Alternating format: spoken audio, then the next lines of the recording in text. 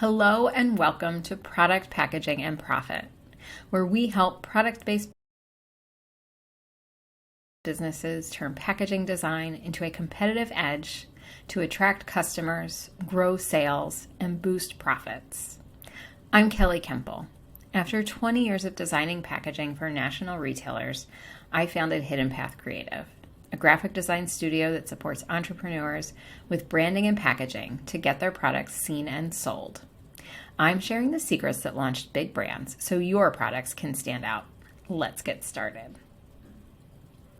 This episode of Product Packaging and Profit is sponsored by the Packaging Printer List.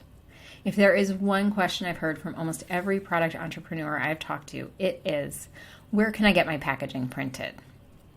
No, really, if we were on the Family Feud, this would be the answer at the top of the board. The Packaging Printer List is a curated directory of over 45 packaging printers and suppliers across various product categories, packaging types, and locations. I've handpicked all of the entries so you can be sure you're starting with a vetted shortlist. To grab your copy of the Packaging Printer List, head over to hiddenpathcreative.com/packagingprinterlist. Hi friends, happy December. I hope you all had a lovely Thanksgiving and spent some time with family and gobble up all of that great, good food. As I was thinking about what to chat about for today's episode, I really wanted to talk about that holiday shopping experience, the one that's going on right now and the one that we can bring to our customers. December and the holidays, they're a magical time. They're also a really busy time.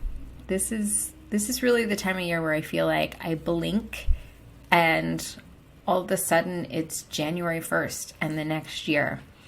So I always kind of want to slow it down and savor those moments with friends and family, those traditions that we've created.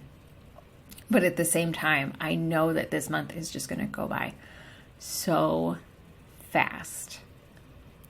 So, as you are taking care of your own families, taking care of your own businesses, because you've got a product-based business and this is your biggest selling time of the year, I just want to cover some of those holiday things to look out for.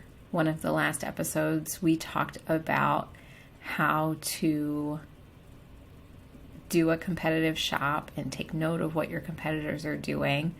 And this is one of the best times to do that because this is the holiday gifting season is when everybody brings out their best ideas, whether that's on pricing, whether that's on a new product idea, a new way to bundle products together, a new packaging idea. This is it. This is when you try those new ideas, and this is when you spot them.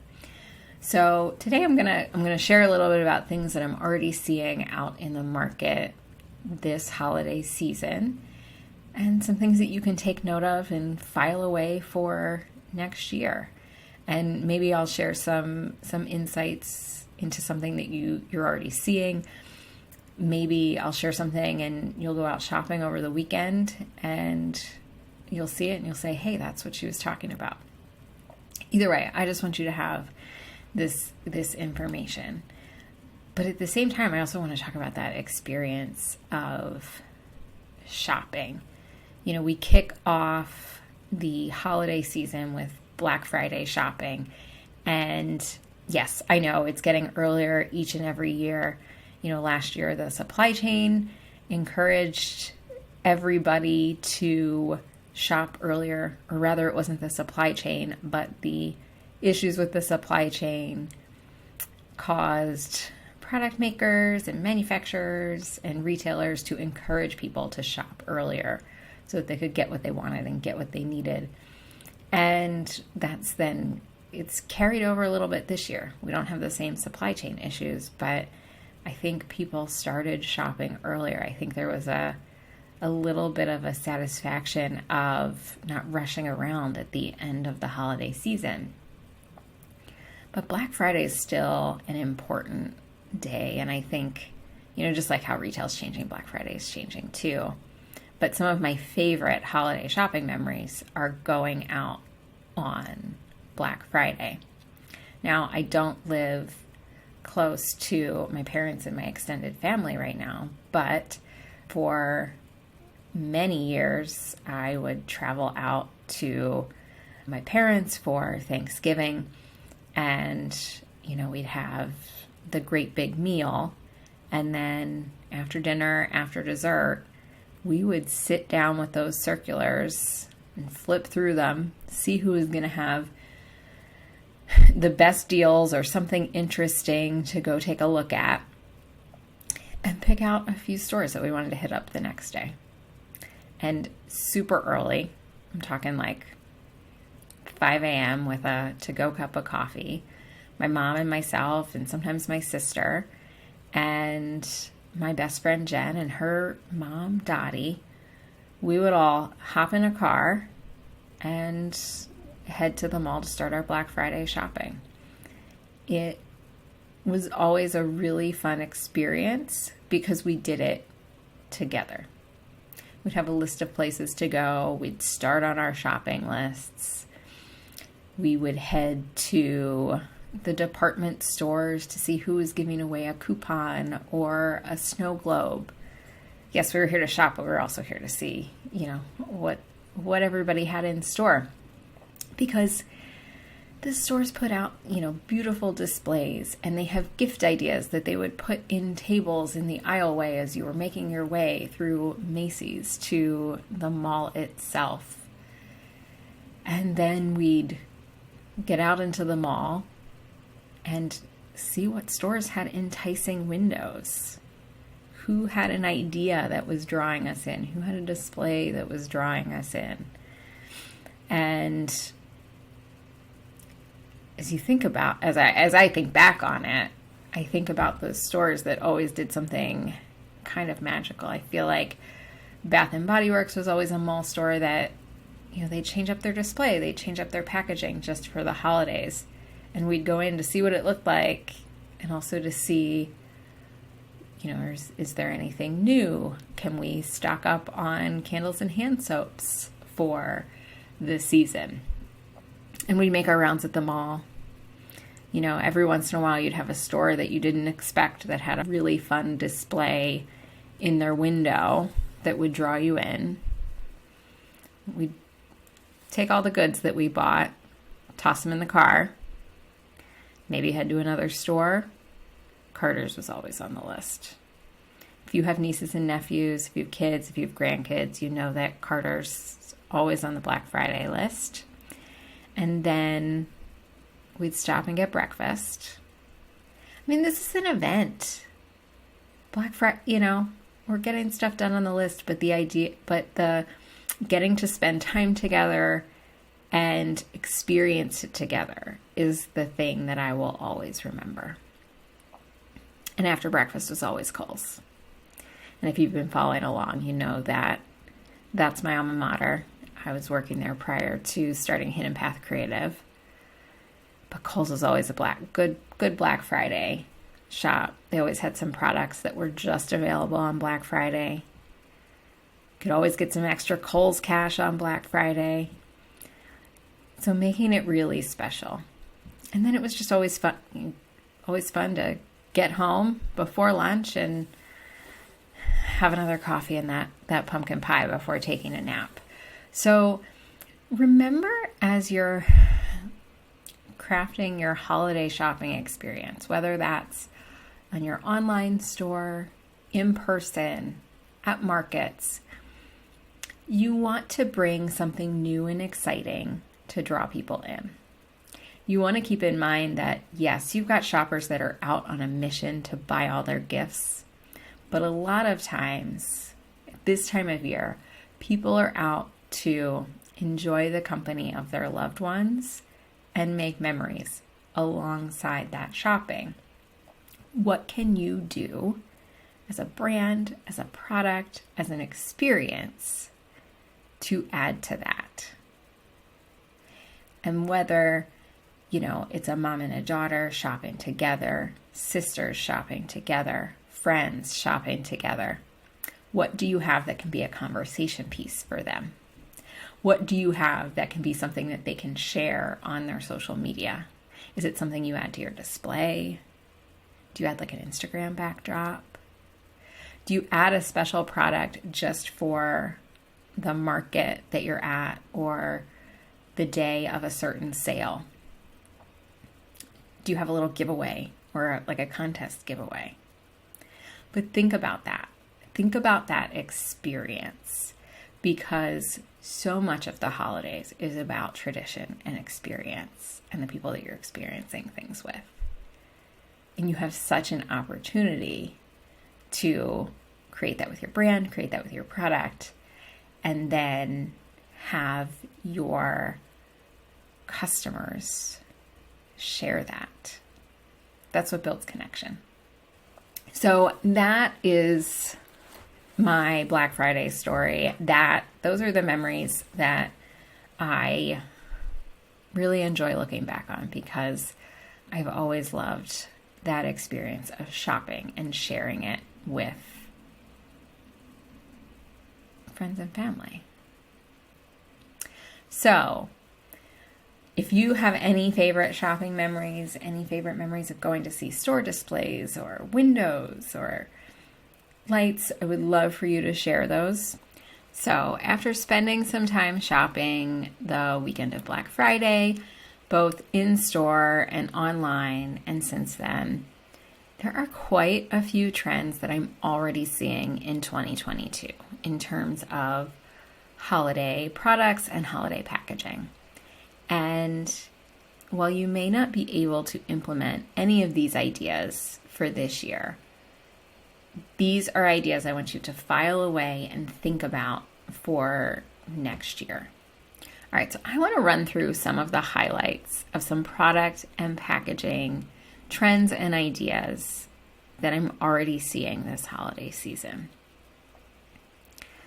One of the biggest trends that I've noticed over the last couple of years, and I feel like it's really hitting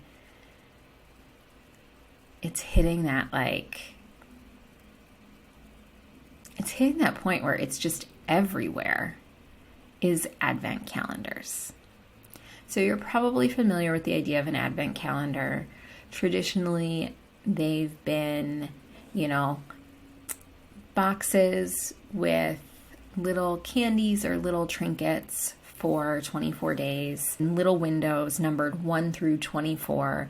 And, as kids, you would get one and they'd be little chocolates or something. And you'd open one window a day for 24 days leading up to Christmas. And they're always really fun. And, it's like a nice little, one of those things to just get you ready for the holidays, get you into the spirit and help you with the countdown. Well, advent calendars have been popping up all over product brands for the last few years.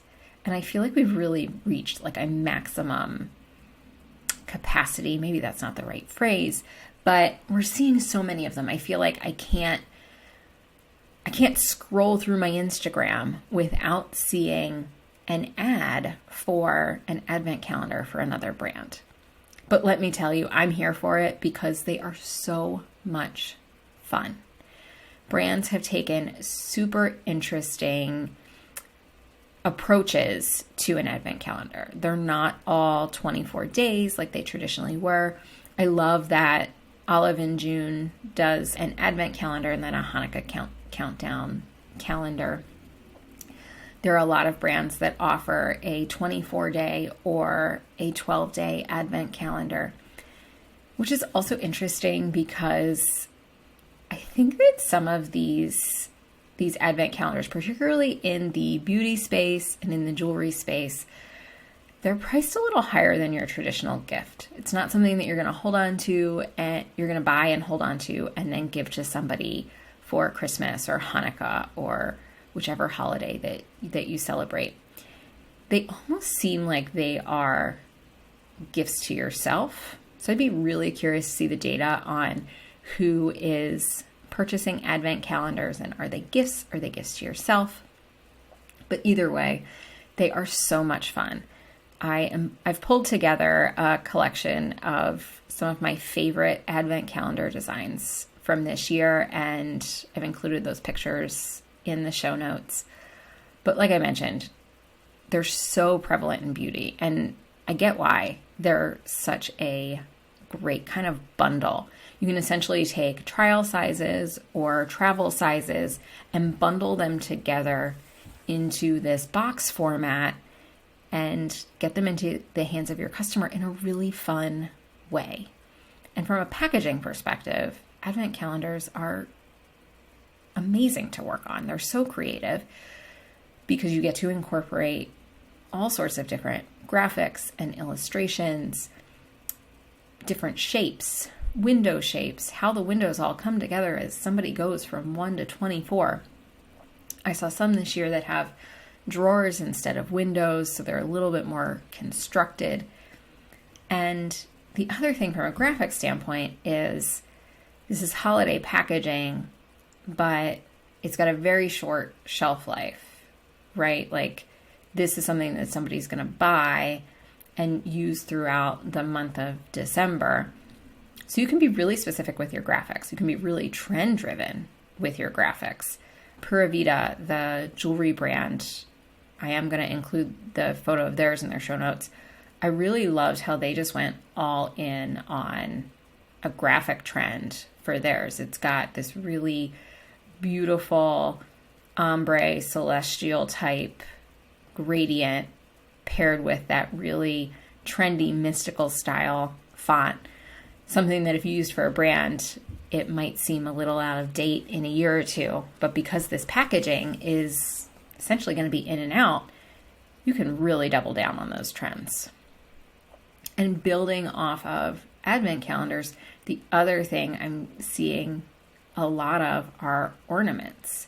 And I don't mean like graphics of ornaments on packaging, although that's something that you'll pretty much always see throughout the holidays, but actual packages that are in the shape of ornaments. So they're three-dimensional packages that have product in them. And this is typically like a really small gifting item, which is why I love these. Like the packaging is then so fun. The fact that it's in the shape of an ornament, it immediately looks like a gift. And then that shape of that ornament can frame and highlight the product. So again, this is something that Pura Vida did and Olive and June did as well. And then I also saw Burt's Bees do it. So this is really a packaging format in that ornament shape that can be used by any type of business at any price point. And what's great about it is you can just change the material that it's made out of, the shape that it's made out of, how it's constructed based on the price point that you have.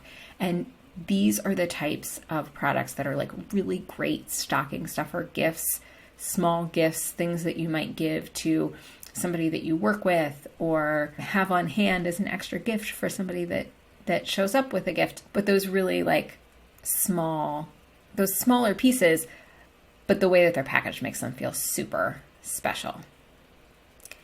Another thing that I'm seeing a ton of this year is what I'm calling bold modern patchwork graphics. Okay, so what do I mean by this? But it's essentially a pattern that is based off of squares. And each of the squares has a different color, and then each of the squares has an icon in it. And it essentially starts to look like a really modern take on a patchwork quilt. And because the graphics are so flat, and usually it's a really tight color palette, it looks modern, it looks festive, but it doesn't look overly cartoony. But I would say, again, this is something that I saw so much of this year. I actually had an image similar to this in a blog post that I did earlier this year called 3 Festive Ideas for Holiday Packaging. And the example that I shared there was for the brand Cocoa Black, by the design firm Round. And, high contrast, really modern, really fun, it almost seems like a little bit more of an adult take on a holiday pattern. Well, I went out shopping the weekend after Black Friday this year, and I was in Target, and they had these gift cards that include wine in them. If you have not seen these, go look them up. They look brilliant. They are a perfect hostess gift, but they had different versions of a pattern like this. They had one for Christmas and one for Hanukkah and one for New Year's. I even saw some brands in the grocery store that had a similar aesthetic to this. I'm seeing this all up and down the board. So I'd be interested to see how this particular trend translates into next year, if it's something that maybe has reached mass. So now it may downtrend, but there's something really modern and fun about it that I think it may have another year to it before it falls out of favor. And the last thing I wanted to point out that I was seeing that is just so fun is artist collaborations. So there are a few brands this year that collaborated with illustrators or artists to create the holiday graphics that they're using on their products and on their product packaging. On the high end, Jessica Heish, really accomplished illustrator, typographer. Her work is beautiful, and if you don't know her name, you've probably seen her work. She partnered with Neiman Marcus. Neiman Marcus had her design graphics for their entire holiday giftables line.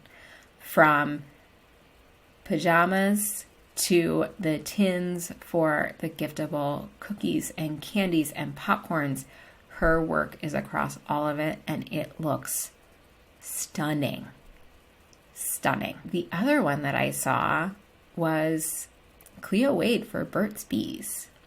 And if you're not familiar with Cleo Wade, she is a poet and an artist. Her Instagram is so inspiring. And she did a line of illustrations and pattern work that Burt's Bees is using across giftable products at Target.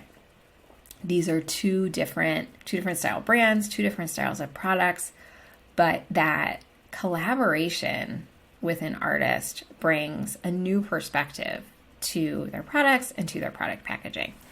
The other thing is that you get some cross promotion there. You get the artist promoting for the products and for the brand, as well as the brand promoting for the artist. So the artist gets exposure to more communities and more people. So the artist collaboration, I would say, is probably one of the big ideas that I saw this season that I expect to be a bigger idea in 2023. So that is definitely one to watch. And like always, I saw more bundles of products being pulled together to create gift sets. And then there was Shop Small. So I was so excited to see how many small makers and product-based businesses were participating in holiday sales and doing special drops to have product that really created a unique experience and, have that kind of create that buzz so that customers look forward to something new and having something to bring people back. So those were the really big ideas that I've seen so far. I'm sure there will be more, and we can check back after the holidays to kind of wrap it up. Looking forward a little bit, I talked a little bit in the beginning of the episode about how we're just starting December, and this is a busy month. And on this podcast is no exception. It is going to be a busy month here at Product Packaging and Profit. I am so excited because I've got a lineup of bonus content for you this month. And it's the holidays. I want to give you guys some extra support and extra information. So Next week, we have our very first interview on product packaging and profit. We have Lauren Felter of Felter Unfiltered. She is a designer and a design educator, and we are going to be chatting all about DIY design, tips that you can use, and, really kind of digging into what you need to know if you are DIYing your own brand design or packaging design. I've got some other guests joining me in the next few months. I'm really excited about all of the information they have to share with you. We've got someone coming on to talk about planning and goal setting. We're also going to be chatting with a few lovely ladies about community and collaboration. I can't wait to share all those interviews with you. And something really exciting for me is that I am going to be this month dropping a couple of video tutorials on YouTube. Want to share with you how to approach designing packaging in Adobe Illustrator, but we'll talk more about that in a future episode, but definitely stay tuned. So keep your eyes out this holiday season while you're out shopping with your friends and family. Take some photos, file those ideas away so that you can pull them out when you start thinking about holiday packaging for 2023. Thank you so much for listening to Product Packaging and Profit, a podcast for product entrepreneurs looking to level up with packaging. We hope you'll join us next time to hear more about how packaging can help propel profitable product businesses. If you enjoyed the show, please rate and review us wherever you are listening. And be sure to come back next week for our next episode and our very first interview. Until then, this is Kelley Kemple of Hidden Path Creative. And don't forget, what's on the outside matters too.